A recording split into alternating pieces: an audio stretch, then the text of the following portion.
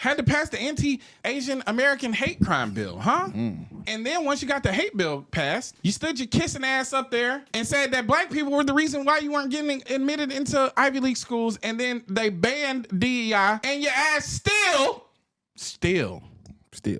not getting into them Ivy League schools. Guess who still is getting in? Black women, young black men. But I thought it was us. Nigga, I'm gonna tell you something. And I'm gonna tell you all you dumbass people think. If we getting something and we getting somewhere and you not, it's a you problem.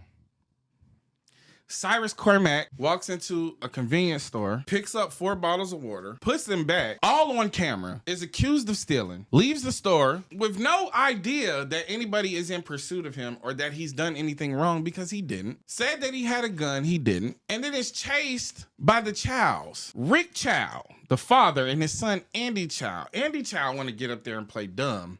He think that because that's that white playbook. He think, oh, I just go up here. I so dumb. I know nothing. I'm just a quiet. I don't bother nobody. That's the stereotype that Asians have, is being quiet and, seen and not heard. And then he get up there and he think, because y'all always looking for white validation to the point where y'all think y'all white people, you can go up there and play dumb by white people like white people do, and you just gonna get away with it. Y'all had no reason to pursue this boy. And if he did steal, there's nothing in that store, nor nothing in the law that protects death because of theft. The things that you can name that black people have done for you do not equal disenfranchisement. But historically, the things that white people have done for you have not only been racist, but disenfranchised you. Yet, you can seem to get over that. And the reason why you're able to get over that is because white people love a lapdog. They love it. They love it. The white people desire nothing more.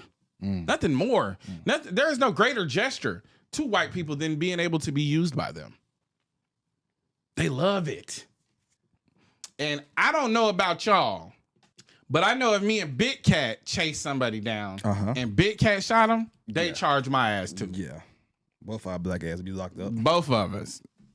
They'll say we held hands and pulled the gun together. In a feat that we've never caught on camera, we finally got the double trigger pull that black people like to use so much. The double trigger pull. We thought it was a myth. We thought it was a myth, but we caught it on camera. They actually joined hands, put both of their fingers on the trigger together, and shoot the victim simultaneously, using one gun, one bullet. Instead of saying boycott Asian businesses, we're going to say replace Asian businesses. Replace Asian businesses with black businesses. Instead of even saying Asian boycott, that it should be more of, we are using this opportunity to focus on ourselves. Instead of making every other community rich and being the catalyst for their economies, we need to start focusing on how we can do this. And we've lost sight of that because we have become dependent on other people to come into our communities and give us what we want, but they don't give us anything. We give them. So it's important for us, now that we've come to this conclusion, to really capitalize on it. So let's turn it around so they can't say that we're trying to hate them and we're pushing this narrative. We don't hate Asian people. I don't hate Asian people. I don't know about anybody else. Plus, Asian is a big, big word. Asian is a big, big word. You have Korean, Mandarin, Thai, Chinese, all kinds of Chinese, Vietnamese, Japanese, Filipino. Then you got the Indians that are in Asia. Shit, Russia. Goddamn it. Asia's big. That brush is too big for me to paint that much. I'm going to use this opportunity to start looking for more black-owned businesses and recycling our dollars in communities where the people live where I live. So I know those dollars are going to come back some kind of way. Instead of saying boycott Asian businesses, we're going to say replace Asian businesses with black businesses. Replace Asian businesses. Voila, you too. I'm sorry. I love your pierogies and corner store sandwiches, but you gotta go too. Sorry. And to them evil ass Dominican bodega owners in New York City, because when I visited, y'all followed us around the store and we was visiting from Atlanta, San Francisco, and y'all were assholes, complete assholes, and y'all was almost darker than me. Ugh, I hope y'all close. Definitely replace them motherfuckers. I'm not telling you what to do. This is just a suggestion. By no means am I taking away from the fact that Rick Chow murdered and his son murdered Cyrus Belton. I'm not taking that away. You have every right to be angry that people come into our community and don't respect us, that they think they're better than us because they have a business and that they're making money from us. They should be at our feet. Also, we should be mad at the system as well, but let's replace it. He is now trying to add an amendment to the Asian hate bill to say that it's a hate crime to boycott Asian businesses. What? How the fuck are you going to make black people spend money with you? What stage of grief is this? Force? I find it funny that they're running to the white man to get the white man to force black people to do something, but you're not asking those same white men to patronize your businesses. Why is that? Again, Moors, this is an opportunity. So these sleepy Moors, they're saying not another dime. Eventually, they're going to be like, oh, why? They're going to be like, there's got to be a way that I can counteract these people using their nationality against me because of... I'm not taking it seriously, but I'm just going to pass it on. Apparently, there are Asian American business owners who are going around, allegedly, I don't know how true this is, saying we need to file yet another Asian hate bill because the black folks said we ain't going to shop with us. They're not going to shop with us anymore. So, and I bet it'll work. They trying to, it sounds like you trying to get legislation passed that says black folks gonna be forced to shop with y'all because that's all they're not hating on you. They're not hating you at all. They're just saying we're not coming to your store. Don't you have the whole rest of the country to shop with you? No, because everybody else shops with their own. That's why your business is failing. They either shop with their own or they shop with our oppressor. So when we don't show up, wow, we were the only ones shopping. You act like we're the only customers in the country. Turns out we were. So Moors, you need to be positioning yourselves, right? Because it's like being the guy who decided to start building garages when cars were first being manufactured. Everybody, you crazy? That thing is hokey. It ain't gonna go nowhere. All right. I'm just saying, get ready, stay ready. Take your places. Asian guy, if you're so bold, if you don't need the black dollar, here's the thing. Do what the white... Now that Asians are reacting to the Asian boycott by foundational Black Americans are getting scared now. They're feeling the pinch. They're feeling the threat of their economic situation inside the United States.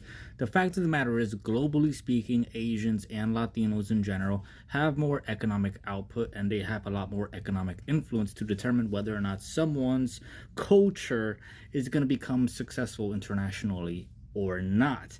That's how like acculturation sort of happens. It's kind of related. You need influence, you need money, you need power to some kind of degree in order for you to expand your influence, especially culturally. So Black Americans are in panic mode because they're picking fights with everybody and some of us are pulling out.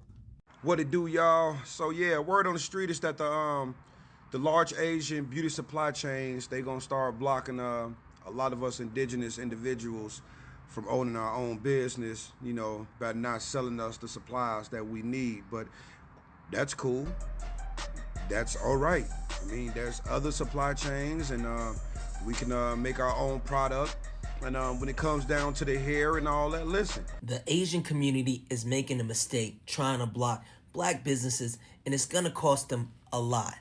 This move was taken straight out of Donald Trump's playbook, and it's a terrible one.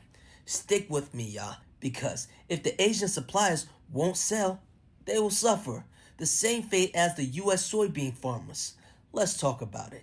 In 2017, the United States slapped tariffs on Chinese imports as a result of the trade war. China at the time was the world's largest consumer of soybeans, buying roughly 60% of all U.S. soybeans. But in July 2018, China placed a 25% retaliatory tariff on U.S. soybeans, making U.S. soybeans the most expensive soybeans to buy in China. So the Chinese didn't buy from the U.S. farmers, and the U.S. farmers had to find other buyers like Mexico, Egypt, and the EU.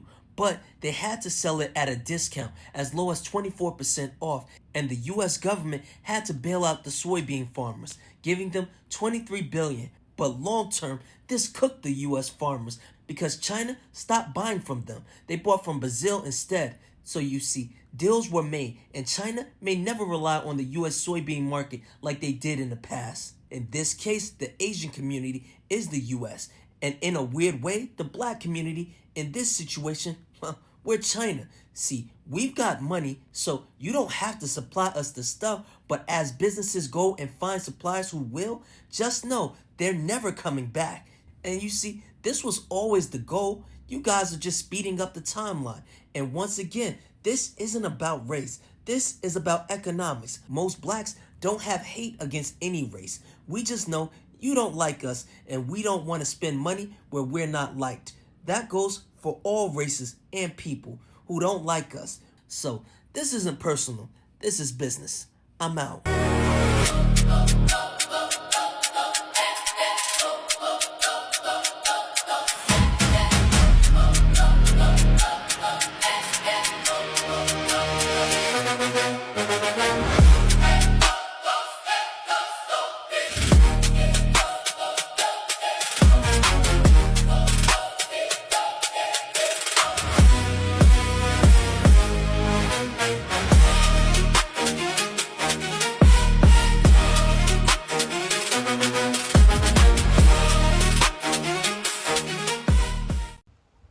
What's up everyone, how you doing? Hope you're fine. Welcome back to my channel. So today we'll be talking about a proposal that is generating a lot of discussion online. This proposal about bill 2.0. Depending on who you ask, this bill is like a necessary step forward or a policy that could have a serious unintended consequences. But as always, let's look at the bigger picture instead of reacting to the headline. So, one thing that is impossible to ignore is that many people in the black community are speaking up about how they believe this proposal could affect them. Some are even asking tough questions about fairness, equal opportunities, and whether this bill itself addresses the real problem or creates new ones. Supporters of the proposal argue that it's designed to solve important issue and it will improve outcome. They believe that the change could benefit the society, right, in the long run. However, some people are worried. Some people are worried that this proposal could have unequal effects on some certain communities or fail to even address the deeper structural challenge. For them, this isn't about one bill. It's about trust, representation, and making sure every community has a voice in decisions that affect their life. So that is why some people emotions are running high. People aren't just debating legislation. They are debating values, priorities, and the future. Because this is not about, playing around. This is about their life. This is about their future. Will it affect them? Will it benefit them? So those are the questions that are bringing through. Though social media has helped, you understand, it has helped to amplify the conversation. Like every day by day, we are seeing new videos, new opinions, and reaction are spreading across different platforms. Some posts, you understand, some posts relating to this video are informative. Some posts relating to the video are informative, while other videos related to the posts are misleading. They are misleading, or they will leave out the important content that they're supposed to talk about. That is why it's important to read the bill itself, consider multiple viewpoints, and separate verified information from rumors. Because whether you agree with proposal or you oppose it, one thing is clear: democracy depends on informed debates, listening to different perspectives, Doesn't mean you have to change your opinion or change your mind, but it does help to create a better conversation and a better decision, right? All right. Now that being said, I want to hear from you people. What do you think about this proposed bill? Will it move the society in the right direction, or do you believe it will raise a legitimate concern that lawmaker needs to address before moving forward? What do you think? What do you guys think? Anyways, I would like you to drop your thoughts in the comment section below, and please let's keep the conversation respectful. We can disagree with each other, right, without attacking one another. All right, so please let's make the conversation respectful on the comment section. If you want to disagree, you can disagree without attacking each other. One love, guys. Though if you enjoy this breakdown and want more reaction to the biggest trending stories, don't forget to like this video, subscribe to the channel, and turn on your notifications so that you never miss an upload. Thank you for watching, and see you all in my next video. Ta-da! Mwah.